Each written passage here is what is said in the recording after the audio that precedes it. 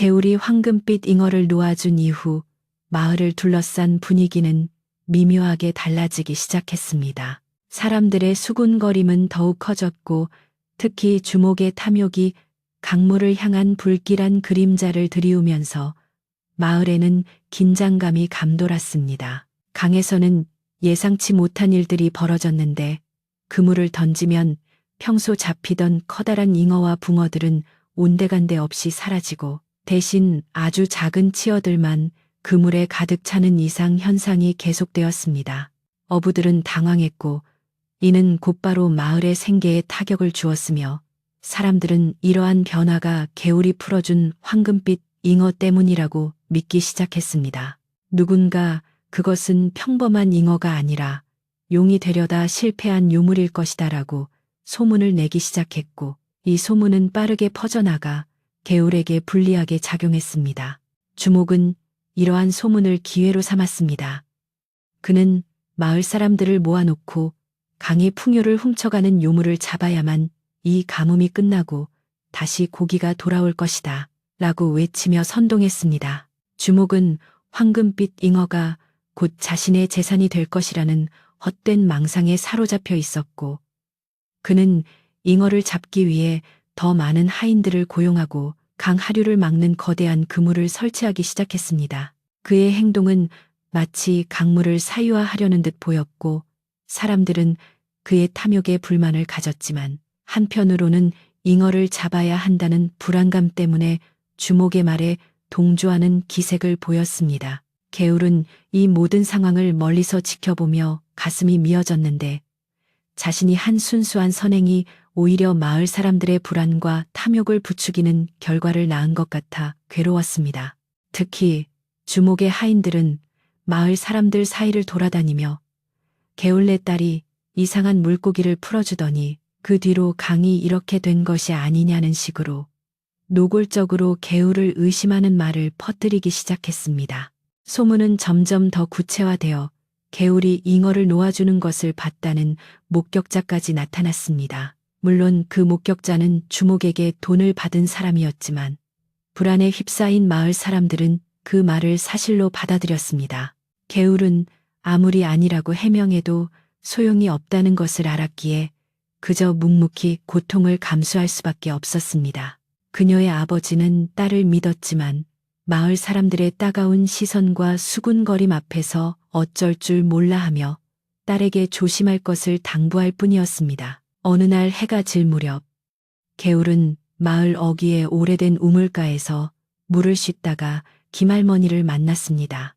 김할머니는 마을에서 가장 연세가 많으신 분으로 신비한 지혜와 통찰력을 가진 분으로 알려져 있었으며 평생을 강가 옆 작은 초가집에서 홀로 사시면서 마을의 크고 작은 일들을 묵묵히 지켜보신 분이었습니다. 할머니는 허리를 굽히고 조용히 우물물을 떠마시더니 개울을 향해 눈을 맞추며 느리고 또렷한 목소리로 말씀하셨습니다. 개울아, 네가 강물에 베푼 마음 나는 안다. 하지만 명심하거라. 큰 선행은 반드시 큰 시련을 동반하는 법이다. 네가 살려준 것이 평범한 생명이 아니기에 그 시련 또한 작지 않을 게다. 입은 굳게 닫고 귀는 활짝 열어라.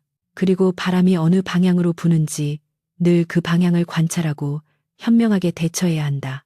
할머니의 말씀은 개울에게 큰 깨달음을 주었습니다. 그녀는 할머니가 자신의 비밀을 알고 계시다는 것에 놀랐지만 할머니의 따뜻한 눈빛에서 위로와 용기를 얻었습니다. 할머니는 개울의 어깨를 토닥이며 용소를 찾아가 보거라. 용의 기운이 깃든 곳은 스스로를 보호하는 법이니 너무 걱정하지 말아라. 다만 너의 마음속 깊은 믿음을 잃지 않는 것이 가장 중요하다라는 의미심장한 말을 덧붙였습니다. 개울은 할머니께 깊이 감사드리며 그날 밤 용소를 찾아가 보기로 결심했습니다. 김할머니의 등장은 개울이 고독하게 짊어지고 있던 짐을 조금이나마 덜어주었고 그녀에게 앞으로 나아가야 할 방향을 제시해주는 등대와 같았습니다. 할머니의 충고를 들은 후 개울은 더욱 조심스러워졌습니다. 그녀는 밖으로 나가는 것을 극도로 자제했지만 밤이 되자 할머니의 말씀에 따라 조용히 집을 나섰습니다. 어둠 속에서 그녀는 용소로 향했고 그곳에 가까워질수록 강물 위로 희미한 금빛 아지랑이가 피어오르는 것을 목격했습니다. 용소는 다른 강물과 달리 여전히 깊은 수심을 유지하고 있었고 주변의 공기는 왠지 모르게 상쾌하고 청량했습니다. 개울은 강가에 쪼그리고 앉아 물속을 들여다보았지만 잉어의 모습은 보이지 않았습니다. 대신 물밑 깊은 곳에서 뭔가가 꿈틀거리는 듯한 묵직하고 강력한 기운만이 느껴졌습니다. 개울이 용소 주변을 살피고 있을 때 갑자기 주목에 하인 두 명이 횃불을 들고 나타나 강가를 수색하기 시작했습니다. 그들은 험악한 표정으로 웅덩이와 바위 틈을 뒤졌고 개울은 깜짝 놀라 근처의 커다란 느티나무 뒤에 몸을 숨겼습니다. 하인들은 잉어의 흔적을 찾지 못하자 불평을 쏟아냈습니다. 이놈의 잉어는 도대체 어디로 숨은 거야? 주목 나리께서는 당장 잡아오지 못하면 우리 목을 베겠다고 하시는데 한 하인이 투덜거렸고 다른 하인은 소문에 의하면 그 잉어가 이미 용이 되려 하고 있다는데 우리가 건드릴 수 있는 놈이 아닐지도 몰라라며 불안감을 드러냈습니다. 개울은 하인들의 대화를 들으며 자신이 놓아준 잉어가 단순한 잉어가 아니라는 확신을 더욱 굳히게 되었습니다. 그녀는 그 잉어가 진짜 용이 되기 위해 힘든 과정을 거치고 있다는 것을 짐작했고 그를 보호해야 할 책임감을 느꼈습니다. 하인들은 용소에 가까이 다가오더니 갑자기 이유 없이 발이 미끄러지거나 횃불이 꺼지는 등 이상한 일들을 겪기 시작했습니다. 그들은 용소에서 느껴지는 신성하고 강한 기운에 압도되어 감히 더 이상 접근하지 못하고 결국 겁에 질려 도망치듯 자리를 떴습니다. 개울은 숨어서 그 모습을 지켜보며 용소와 잉어가 스스로를 보호하고 있음을 깨닫고 안도했습니다. 하지만 주목의 감시는 더욱 철저해졌습니다. 그는 황금 잉어가 용소에 숨어 있을 것이라고 확신했고 다음 날부터는 용소 주변에 망을 보는 사람들을 배치했습니다. 개울은 이제 강가에 나가는 것조차 눈치를 봐야 하는 처지가 되었는데 그녀는 집안에서도 늘 불안감을 감출 수 없었습니다.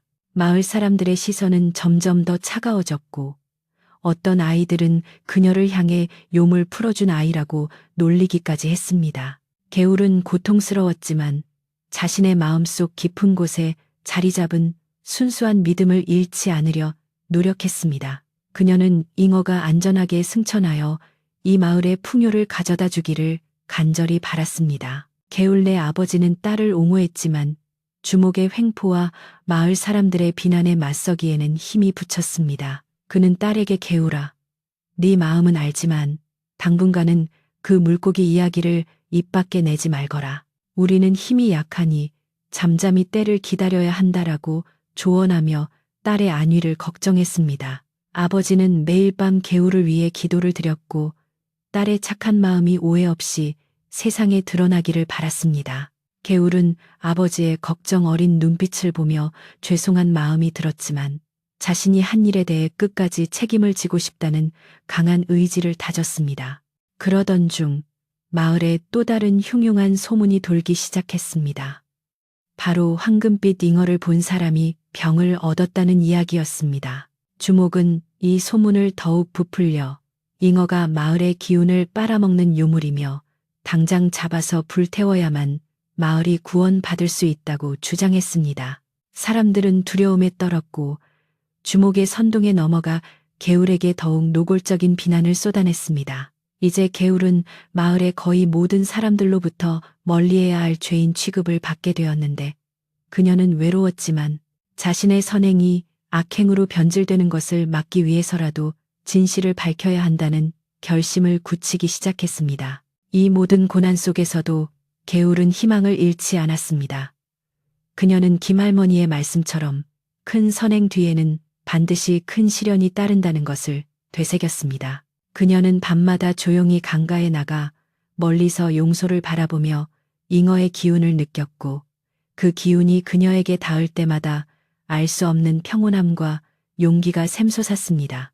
개울은 이제 단순한 물고기 한 마리를 놓아준 것이 아니라 마을의 운명이 걸린 중대한 일에 개입했음을 깨달았고 자신이 이 모든 오해를 풀고 진실을 밝혀내야 할 운명을 지녔다고 생각했습니다. 그녀는 모든 시련을 이겨내고 잉어가 무사히 승천하는 것을 보아야만 자신의 결백이 밝혀지고 마을에 평화가 찾아올 것이라고 굳게 믿었습니다. 개울은 마침내 용소에 직접 가서 잉어를 만나야겠다고 결심했습니다. 단순히 멀리서 지켜보는 것만으로는 안심할 수 없었고 그녀는 잉어가 어떤 상태인지 도움이 필요한지 직접 확인하고 싶었습니다. 그녀는 다음날 밤 사람들이 모두 잠든 틈을 타 몰래 용소로 향할 계획을 세웠습니다. 그녀의 마음은 두려움과 결의가 뒤섞인 복잡한 감정으로 가득 찼는데 주목의 하인들에게 발각될 위험도 있었지만 그녀는 더 이상 물러설 곳이 없다고 느꼈습니다. 그녀는 낡은 광목천을 챙기고 만약을 대비해 작은 양초 하나를 주머니에 넣었습니다. 그녀의 발걸음은 조심스러웠지만 그 속에 담긴 의지는 단단한 바위처럼 확고했습니다. 그녀의 순수한 마음과 행동이 이제 가장 큰 시련에 직면하게 된 것입니다. 마을의 가뭄이 더욱 심해지면서 개울을 향한 사람들의 비난은 더 이상 단순한 수군거림이 아닌 노골적인 적대감으로 변해갔습니다. 강물은 바닥을 드러내기 시작했고 용소만이 유일하게 깊은 물을 보존하고 있었으나 그마저도 점점 줄어드는 것이 눈에 보일 정도였습니다. 주목은 이를 놓치지 않고 황금 잉어가 마지막 남은 강물의 전기까지 빨아들이고 있다. 고 목소리를 높이며 사람들의 불안을 최고조로 끌어올렸습니다. 그는 마을 사람들을 선동하여 며칠 뒤 모두 함께 용소로 가서 그 잉어를 잡아 없애버리자고 공공연히 선언했습니다. 이제 개울이 잉어를 보호하고 진실을 밝힐 수 있는 시간은 얼마 남지 않았으며 그녀는 모든 것을 걸고 이 위기에 맞서야 했습니다. 이러한 절박한 상황 속에서도 개울은 용소 주변에서 나타나는 이상한 징조들을 놓치지 않았습니다. 그녀가 잉어를 놓아준 바로 그 자리 옆에는 수백 년 된 커다란 느티나무가 서 있었는데 이 느티나무는 매년 봄에만 꽃을 피우는 것이 일반적이었습니다.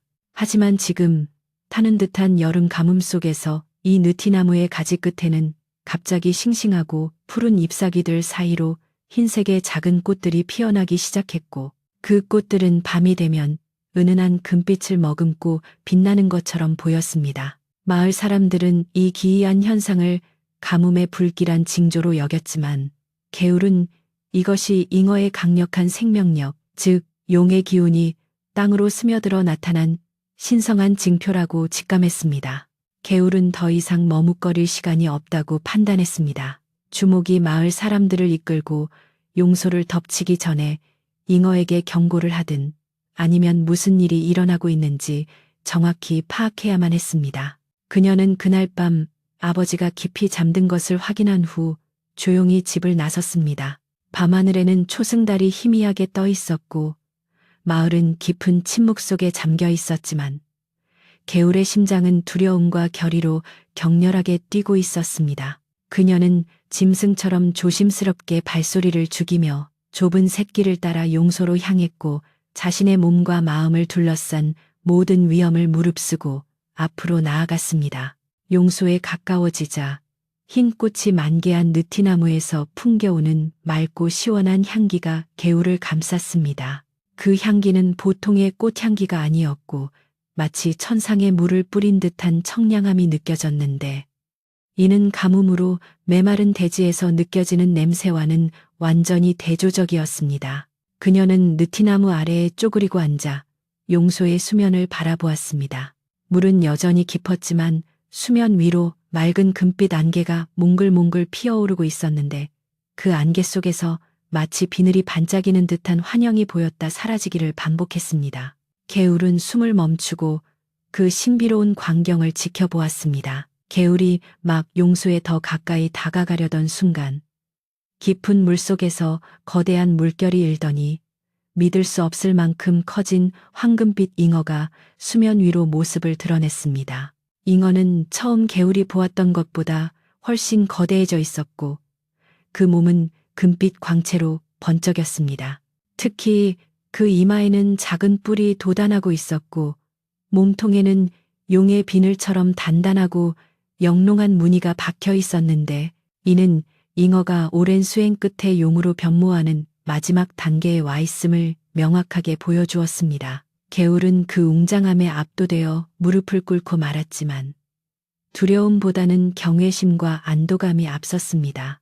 잉어는 물 위에서 잠시 개울을 응시했습니다. 그 눈빛은 예전처럼 슬프지 않았고 오히려 깊은 지혜와 묵직한 힘을 담고 있었는데 마치 인간의 마음을 꿰뚫어 보는 듯 했습니다. 잉어는 입을 열어 소리를 내지는 않았지만 개울의 마음속에 어떤 메시지가 명확하게 전달되는 것을 개울은 느꼈습니다.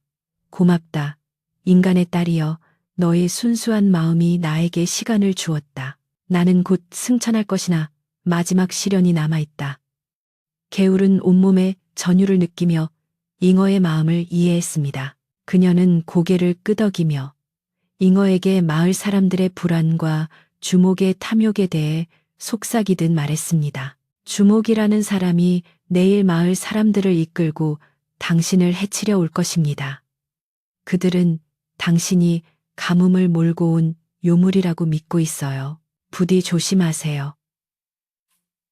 개울은 간절히 말했고 잉어는 묵직한 꼬리로 물을 한 번 휘저어 답했습니다. 그 동작은 강한 동의를 표하는 듯했고 동시에 자신은 인간의 간섭 없이 스스로 시련을 이겨낼 것임을 암시하는 듯했습니다. 잉어는 다시 물속 깊은 곳으로 유유히 사라졌고 수면 위에는 이전보다 훨씬 강렬한 금빛 물결만이 남아 개울의 얼굴을 비추었습니다. 개울은 이제 자신이 무엇을 해야 할지 명확하게 알게 되었습니다. 개울은 아침이 밝아오자마자 집으로 돌아왔습니다. 그녀는 잠을 이루지 못했지만 마음속은 오히려 평온했습니다. 이제 더 이상 숨길 필요가 없었습니다. 그녀는 주목의 탐욕과 마을 사람들의 오해를 풀기 위해 스스로 나서서 모든 진실을 밝히기로 결심했습니다. 그녀는 아버지께 어젯밤 용소에서 있었던 일과 잉어가 용이 되려는 마지막 단계에 있다는 사실을 조심스럽게 털어놓았습니다. 아버지는 처음에는 딸의 이야기가 믿기지 않아 망설였지만 딸의 확신에 찬 눈빛과 최근 강물에서 일어난 기이한 일들을 떠올리며 마침내 개울의 말을 받아들였습니다. 아버지는 딸의 용기에 깊은 감명을 받았고 딸이 어떤 행동을 하든 묵묵히 지지해 주기로 약속했습니다. 개울은 마을 사람들이 주목을 따라 용소로 향하기 전 그들을 한자리에 모아야 했습니다. 그녀는 가장 먼저 김 할머니를 찾아갔습니다.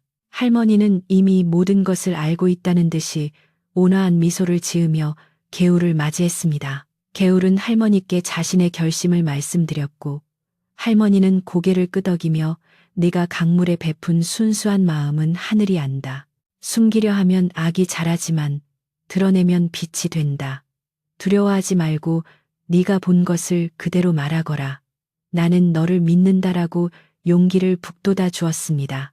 할머니의 지지는 개울에게 천군만마를 얻은 것과 같은 힘을 주었습니다. 개울은 마을 사람들이 주목을 따라 용소로 향할 준비를 하는 동안 마을의 중심인 광장으로 달려갔습니다. 그녀는 큰 소리로 마을 사람들을 불렀고 주목의 하인들이 그녀를 막으려 했지만 그녀의 단호하고 결연한 모습에 잠시 주춤했습니다. 마을 사람들은 개울이 무슨 짓을 하려는 것인지 궁금해하며 광장으로 모여들었습니다. 주목은 분노하며 개울에게 다가와 이 요물 같은 계집이 또 무슨 헛소리를 하려는 것이냐고 소리쳤습니다. 하지만 개울은 주목의 눈을 똑바로 쳐다보며 단 한치의 떨림도 없는 목소리로 자신의 이야기를 시작했습니다. 개울은 자신이 황금빛 잉어를 보게 된 순간부터 그것을 용소에 놓아주기까지의 모든 과정을 숨김없이 털어놓았습니다. 그녀는 잉어의 눈빛이 얼마나 신성하고 깊었는지, 그리고 그것이 평범한 물고기가 아니라는 것을 어떻게 직감했는지 설명했습니다. 그녀의 진심 어린 목소리는 마을 사람들의 마음을 움직이기 시작했지만 주목은 여전히 그녀를 조롱했습니다. 어린 계집의 헛소리다. 저 요물을 놓아준 것 때문에 강물이 마르고 있지 않으냐. 주목은 계속해서 소리쳤고 사람들은 다시 불안해하는 기색을 보였습니다. 개울은 마지막 카드를 꺼내 들기로 결심했습니다. 그녀는 느티나무의 꽃에 대해 말했고 마지막으로 자신이 어젯밤 본 잉어의 뿔과 용 비늘에 대한 이야기를 했습니다. 그녀의 말은 곧 마을 전체의 운명을 결정지을 진실이었습니다. 마을 광장에 모인 사람들은 개울의 이야기에 충격과 혼란에 휩싸였습니다. 그녀의 목소리는 진심이 담겨 있었고 뿔이 돋고 용의 비늘이 생긴 잉어에 대한 묘사는 단순한 꾸며낸 이야기가 아닌 실제로 존재하는 신비로운 존재에 대한 보고처럼 들렸습니다. 그러나 주목은 여전히 개울의 말을 인정하지 않았습니다. 그는 크게 웃으며 어린애의 꿈 이야기일 뿐이다. 용이 되려는 물고기가 가뭄을 몰고 온다는 것이 말이 되느냐? 저 계집이 제 죄를 감추려고 신령한 이야기를 끌어들이는 것이다. 라고 외치며 군중을 선동했습니다. 주목은 사람들의 공포심을 이용해 자신의 탐욕을 채우려 했고 그 순간 마을의 분위기는 개울을 비난하는 쪽으로 다시 기울어지는 듯 했습니다. 주목은 하인들에게 횃불과 몽둥이를 들게 하고 이제 지체할 시간이 없다. 당장 용소로 가서 그 요물을 잡아 없애야만 우리 마을이 살 수 있다. 라고 외치며 사람들을 이끌고 용소로 향하기 시작했습니다. 불안해하던 마을 사람들도 더 이상 망설일 수 없다는 듯이 주목을 따라 움직였고 개울은 필사적으로 그들을 막으려 했지만 역부족이었습니다. 그녀는 눈물을 글썽이며 잠깐만요. 저 물고기는 이 마을의 희망입니다. 그것을 해치려 하면 강물의 신이 노하여 더 큰 벌을 내릴 거예요. 라고 소리쳤지만 사람들은 이미 탐욕과 공포에 눈이 멀어 그녀의 간절한 외침을 외면했습니다. 개울은 절망했지만 마지막 희망을 버릴 수 없었습니다. 그녀는 재빨리 군중을 해치고 앞으로 나아가 주목 일행보다 먼저 용소에 도착하기 위해 필사적으로 달렸습니다. 그녀의 아버지가 뒤따라오며 그녀를 불렀지만 개울은 뒤돌아볼 겨를이 없었습니다. 그녀는 오직 잉어가 아니 이제는 용이 될 젊은 용이 무사하기를 바라는 마음뿐이었습니다. 개울이 용소에 다다랐을 때 상황은 이미 극도의 긴장 상태였습니다. 용소의 물은 평소보다 훨씬 거세게 소용돌이치고 있었고 맑은 금빛 안개는 더욱 짙어져 주변을 감싸고 있었는데 마치 용이 승천을 준비하는 신성한 장막처럼 보였습니다. 주목과 마을 사람들이 횃불을 들고 용소 주변을 둘러쌌습니다. 주목은 승리감에 도취된 듯 자, 이제 마지막 남은 강물의 전기까지 모조리 빼앗아 버리자 라고 외치며 하인들에게 그물을 던지라고 명령했습니다. 하인들이 거대한 그물을 용소 깊은 곳으로 던지려 하는 바로 그 순간 하늘이 갑자기 어둠에 휩싸였습니다.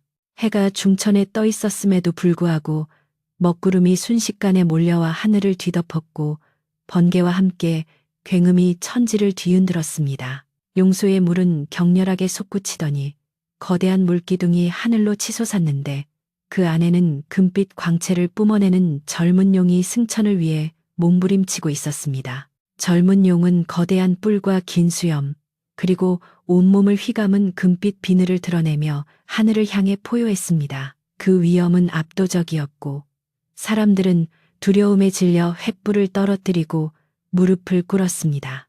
주목과 그의 하인들은 너무나 놀라 돌처럼 굳어버렸고 그들이 던지려던 그물은 굉음과 함께 번개에 맞아 수처럼 타버렸습니다. 용은 사람들에게 분노를 표하기보다는 슬픈 눈빛으로 마을 사람들과 탐욕에 찬 주목을 번갈아 바라보았습니다. 그리고는 개울이 서 있는 쪽을 향해 잠시 고개를 끄덕이는 듯 하더니 하늘로 솟아오르기 시작했습니다. 용이 하늘로 올라가는 순간 그 거대한 몸에서 맑고 투명한 물방울들이 비처럼 쏟아져 내렸습니다. 이 물방울들은 단순한 빗물이 아니었고 마치 수천 년 동안 정화된 영롱한 물의 정수와 같았습니다. 이 물방울들은 가뭄으로 메마른 강바닥과 논밭 위로 떨어졌고 순식간에 강물은 다시 맑고 깊은 물로 채워지기 시작했습니다. 젊은 용은 승천을 마치기 전 마지막으로 용소에 강력한 기운을 불어넣었고 용소는 다시 한번 물이 넘실거리는 풍요의 원천이 되었습니다. 용은 구름 속으로 사라졌고 동시에 먹구름이 걷히면서 찬란한 햇살이 다시 땅을 비추었습니다. 마을에는 시원하고 맑은 공기가 감돌았으며 가뭄의 흔적은 단숨에 사라졌습니다. 모든 것이 순식간에 일어났습니다. 젊은 용이 승천하는 모습을 본 마을 사람들은 개울의 말이 모두 진실이었음을 깨닫고 두려움과 후회, 그리고 안도감이 뒤섞인 복잡한 감정에 휩싸였습니다. 그들은 개울을 향해 고개를 돌렸고 그녀가 용을 놓아주어 이 마을의 구원을 가져왔음을 인정했습니다. 가장 먼저 반응한 것은 주목이었습니다. 그는 두려움에 질려 벌벌 떨었고 자신이 저지른 탐욕과 악행에 대한 죄책감에 고개를 들지 못했습니다. 마을 사람들의 시선은 이제 개울이 아닌 탐욕스러운 주목에게 쏠렸고 주목은 더 이상 이 마을에 머무를 수 없다는 것을 깨달았습니다. 용이 승천한 후 주목은 자신의 하인들과 함께 조용히 마을을 떠났습니다. 그는 자신의 탐욕 때문에 신의 노여움을 샀고 마을 사람들의 신뢰를 완전히 잃었으며 그가 소유했던 논밭과 재산도 마을의 공동 소유로 돌아왔습니다. 이로써 마을은 탐욕스러운 주목의 횡포에서 벗어나게 되었고 평화와 풍요를 되찾을 수 있는 기회를 얻었습니다. 마을 사람들은 모두 개울에게 다가와 용서를 구하고 감사를 표했습니다. 그들은 개울의 순수한 마음이 자신들의 탐욕과 공포심을 이겨내고 마을을 구원했음을 인정했고 그녀를 더 이상 의심하거나 비난하지 않았습니다. 개울은 마을 사람들의 사과와 감사를 겸손하게 받아들였습니다. 그녀는 자신의 공을 내세우지 않았고 그저 모든 것은 강물의 신과 승천한 용의 자비 덕분입니다. 우리는 이 강물을 더욱 소중히 여겨야 합니다. 라고 말하며 사람들에게 겸손함을 가르쳤습니다. 개울의 아버지는 눈물을 흘리며 딸을 끌어안았고 딸의 착한 마음이 마침내 빛을 보게 된 것에 대해 깊이 감사했습니다. 마을은 다시 평화를 되찾았고 사람들은 용이 남긴 맑은 물로 목을 축이고 논밭을 가꾸며 희망을 이야기했습니다. 마을 사람들은 용의 승천으로 인해 고조되었던 긴장을 풀고 평온을 되찾기 위한 공동의 활동을 시작했습니다. 그들은 용소 주변을 깨끗이 정리하고 그곳에 작은 제단을 만들어 용에게 감사를 표하는 의식을 치렀습니다. 이 의식은 단순한 종교 행위를 넘어 마을 사람들이 서로의 잘못을 용서하고 공동체의 결속을 다지는 화합의 장이 되었습니다.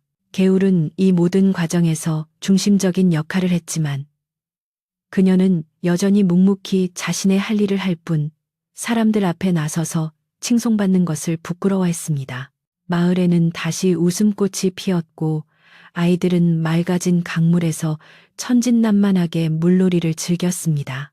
젊은 용이 하늘로 승천하고 난 후 화룡마을에는 놀라운 변화가 찾아왔습니다. 가뭄은 완전히 해소되었고 강물은 용이 남긴 정수로 인해 그 어느 때보다 맑고 깊어졌습니다. 논밭은 다시 생기를 되찾았고 잃었던 풍요가 몇 배로 돌아온 듯 했습니다. 마을 사람들은 기쁨과 감사의 눈물을 흘리며 개울을 마을의 은인으로 칭송했습니다.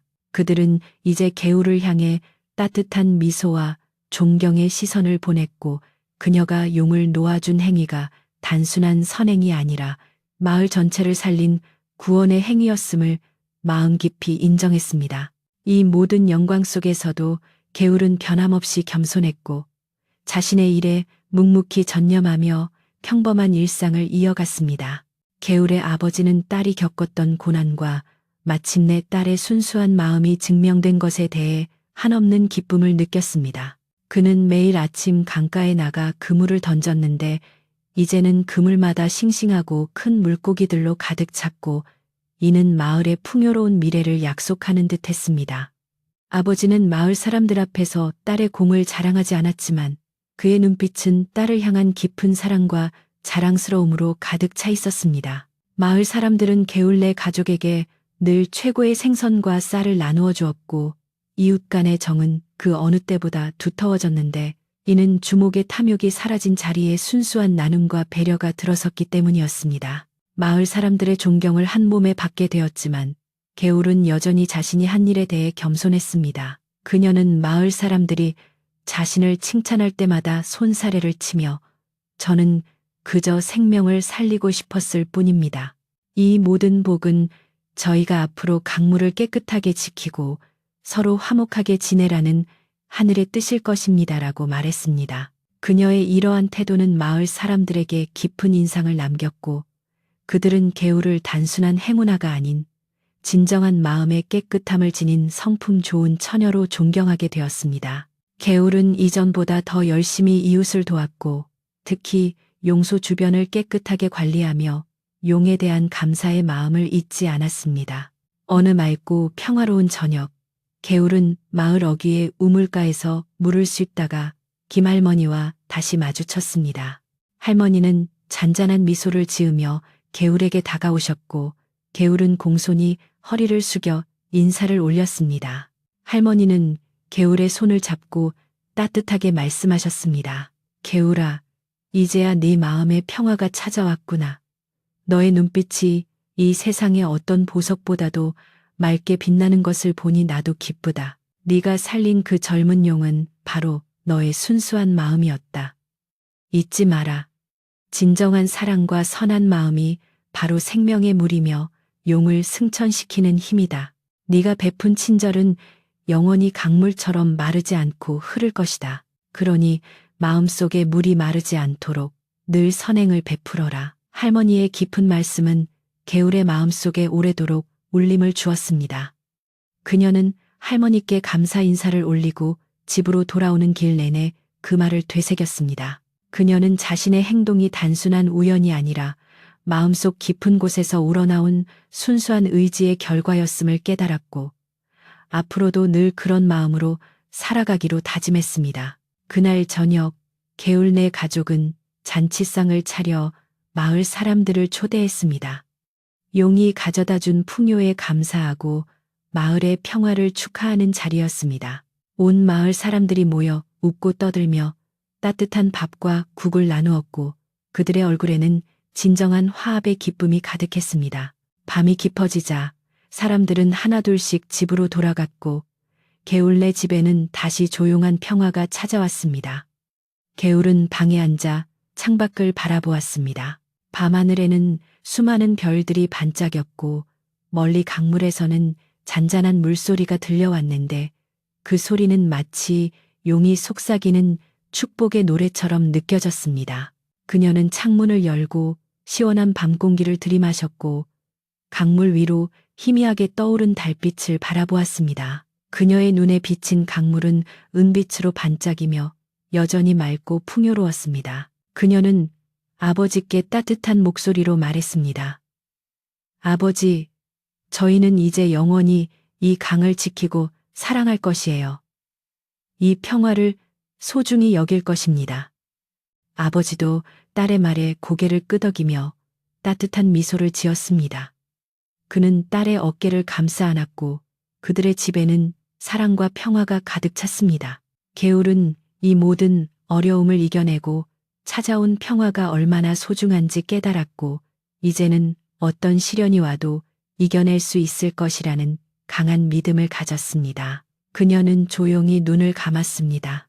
바깥에서는 풀벌레 소리가 잔잔하게 들려왔고 달빛은 방 안으로 은은하게 스며들었습니다. 강물 소리는 부드러웠고 개울은 깊고 편안한 잠에 빠져들었습니다. 그녀의 마음속에는 순수한 선행이 가져다준 영원한 안식과 평온함만이 가득했습니다. 모든 것이 잠든 듯 고요하고 아름다운 밤이었습니다. 개울은 깊은 잠에 들었지만 그녀의 마음은 여전히 깨끗한 강물처럼 평온했습니다. 마을 사람들이 모두 돌아간 후의 고요함은 그녀에게 안식처와 같았고 모든 소란이 끝났음을 알려주는 명확한 증거였습니다. 그녀의 꿈속에는 푸른 하늘로 힘차게 솟아오르는 황금빛 용의 모습이 다시 나타났는데 용은 그녀를 향해 미소를 짓는 듯 하더니 이내 온 세상을 덮을 만큼 거대한 비를 내리기 시작했습니다.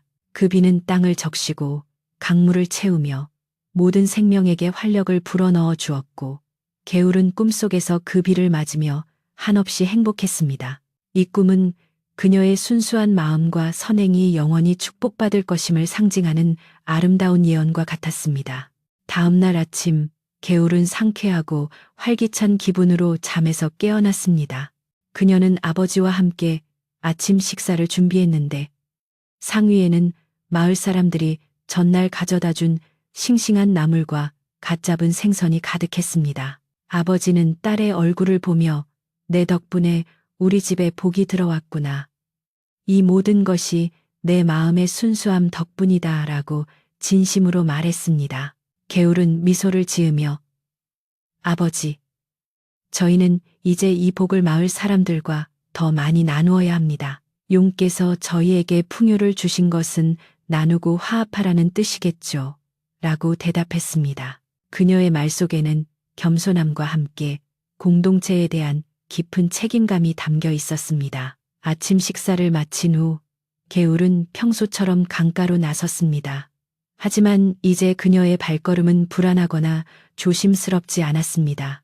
그녀는 당당하고 평화로웠습니다. 강물은 수정처럼 맑았고 물속을 들여다보니 헤엄치는 물고기들이 선명하게 보였습니다. 그녀는 용소로 향했습니다. 용소 주변에는 마을 사람들이 전날 만들어 놓은 작은 돌 제단이 놓여 있었는데 누군가 새벽에 맑은 물과 쌀을 받쳐놓은 흔적이 있었습니다.